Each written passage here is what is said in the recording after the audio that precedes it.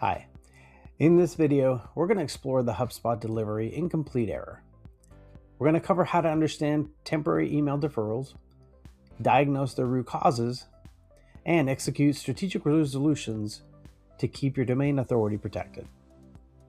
So what is a deferral? Well, it's a temporary status. Think of it as a soft bounce where the receiving server pushes the email back. The good news is that Gmail employees retry protocols, attempting delivery for up to 72 hours, and often resolving the issue without any manual intervention.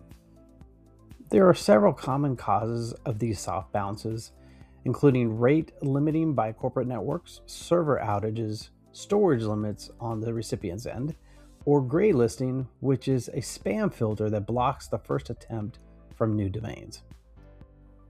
When dealing with these, first observe the default retry window. If those limits expire, HubSpot marks it as a hard bounce. To prevent this, ensure your domain DNS configurations like SPF, DKIM, and DMARC are properly authenticated within your HubSpot portal.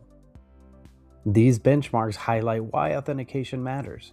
While fully authenticated domains see a 98% delivery rate, those without it drop significantly.